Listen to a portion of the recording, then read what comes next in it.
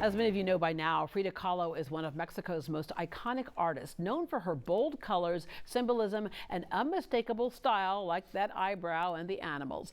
After suffering a life-changing bus accident, she turned her pain into powerful art, using painting as a way to heal and express her story. Her legacy has inspired generations from contemporary artists to dancers. Her work is now on display at the Museum of Fine Arts Houston, where part of the annual Frida Festival will take place this weekend. And here to tell us all about it is the co-creator of the celebration, Elizabeth Ortiz, and dancers Frances Vega and Natalie Flores with Danzas Folclóricas de Soleil. Good morning. Good morning. Thank you for having us here. Thank you. And I want to show you what I held on to for a year now. You gave this to me, I think last year. Yeah. All right, a little bit about you. You are an artist. You were born in Mexico City, and your extra connection to heritage is you remember growing up close to a cemetery where you didn't find it scary. You found it a connection, again, to heritage and a place that people celebrated.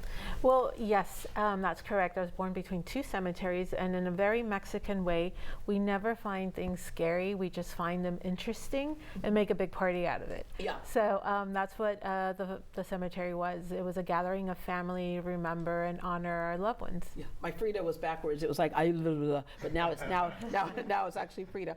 All right. Art was important to you. Like all of us, get involved in art like when we were little kids at some point, but then we kind of leave it behind. It was something that you grasped and that you really loved and were so good at. You went to HSPVA, now Kinder. Yes, that's correct. We all have our way of communicating in colors and forms, and art was mine. So I was very fortunate, like you said, to go to HSPVA, now Kinder School, and my parents were very supportive. And being first generation Mexican American, they weren't like, no, why don't you be a doctor or a lawyer or something? Yeah. They were very supportive, like, okay, you want to be a fashion designer? That's fine. You went off to New York City and got went dropped off in the big city? Yeah.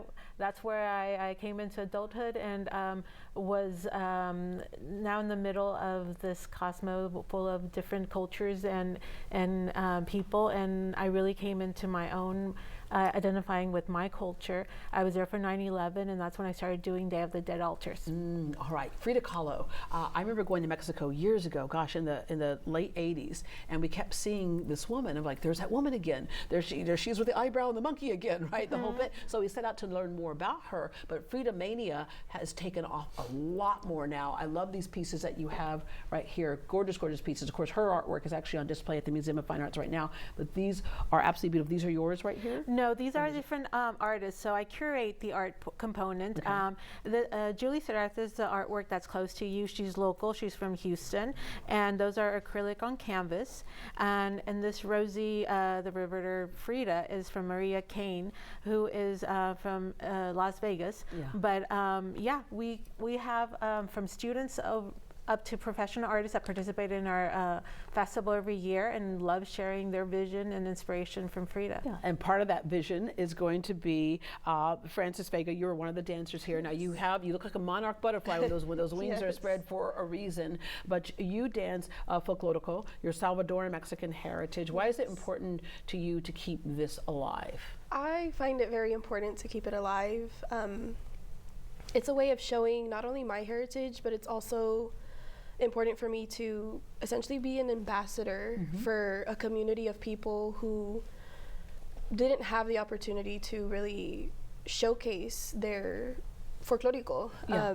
Because I will tell you, at one time, I remember I said this before, when I first moved to San Antonio, my friends would speak Spanish, and I go, oh, we'll speak more Spanish, and their parents would say, no, not outside the house, not outside. Yes. And now we know, it's like, you don't have to hide yourself. You don't. You're a part of, right? It's not to take yourself out. We always say we're the melting pot, well, let's start melting. Yes, right? yes. So, but when you see stuff like this, it just makes you happy, and it's like a part of our society, and especially here in Texas. Yes. Natalie, what got you involved in folklorico? Okay, well, what got me involved was actually my grandma. She forced me to step on that stage. She forced you to step on the stage. She did. But as soon as I stepped on the stage, my heart and my soul just felt the beat and the cultural and the heritage, and I just grew a love and passion for it. Yeah. It was amazing. All right, Dias de Soleil will be part of the festivities, but tell us what's going to happen with the Frida Festival. Yeah, so we're really excited. 21 years, we're celebrating our 21st annual Frida Festival at Mecca. It's a nonprofit that I've been involved with since my years at HSPVA. It's free to the public, noon to 6. We'll have live performances, music, vendors, community partners sharing information on how to uplift our community. And for the first year ever, we're doing scholarships. We're going to be providing 6 scholarships to seniors.